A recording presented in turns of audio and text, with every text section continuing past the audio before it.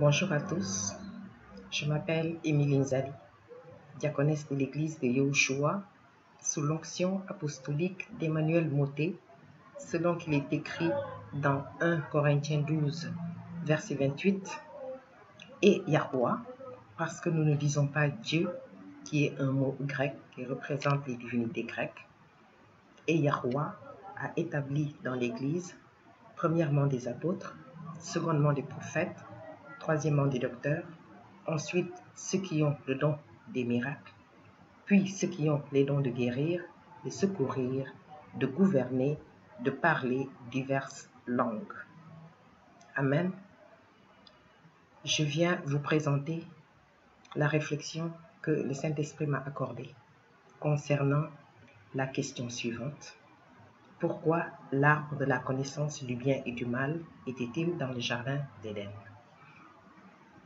Nous commençons par lire Genèse 2, versets 15 à 17. L'Éternel Yahweh prit l'homme et le plaça dans le jardin d'Éden pour le cultiver et pour le garder. L'Éternel Yahweh donna cet ordre à l'homme. Tu pourras manger de tous les arbres du jardin, mais tu ne mangeras pas de l'arbre de la connaissance du bien et du mal, car le jour où tu en mangeras, tu mourras. Amen.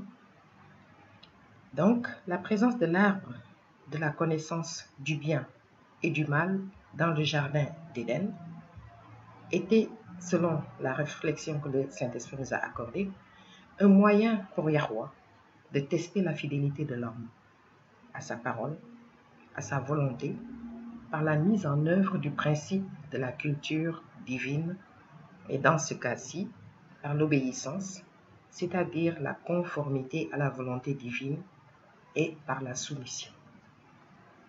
Par son humilité, l'homme devait tout simplement respecter l'ordre que son Créateur lui avait donné dans Genèse 2, des versets 15 au verset 17 que nous venons de lire.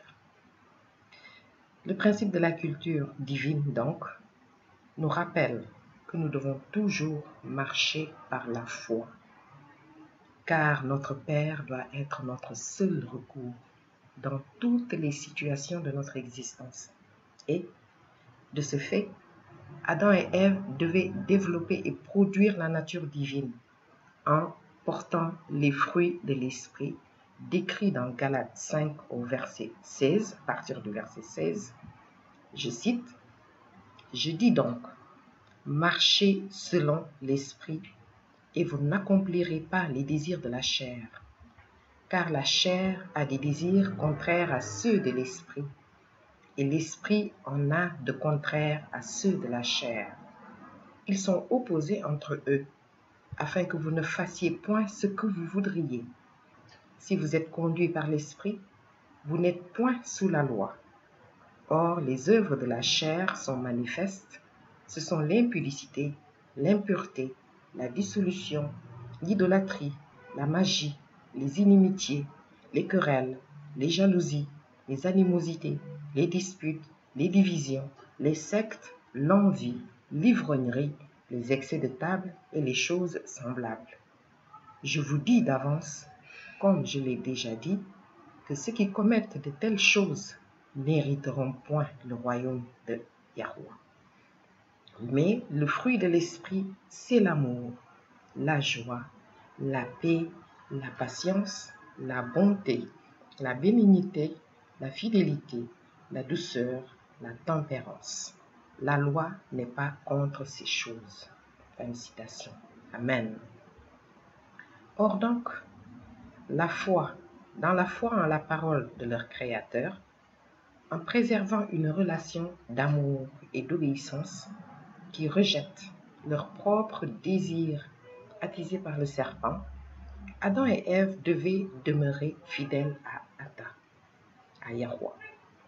Ils devaient donc obéir à son ordonnance et également et surtout s'en remettre à lui pour toute décision, afin de se conformer à sa volonté parfaite, afin également de continuer à cheminer dans le processus de perfectionnement et donc dans la culture divine, selon qu'il est écrit dans Jacques 4 au verset 7, Soumettez-vous donc à Yahweh, résistez au diable, il fuira loin de vous.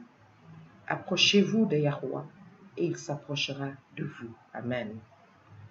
En mangeant le fruit de l'arbre de la connaissance du bien et du mal, Adam et Ève n'ont donc pas pu produire les fruits de l'esprit que sont l'amour et la fidélité, par l'obéissance et par la soumission à la volonté de Yahweh. Merci pour votre attention. Soyez bénis. Amen.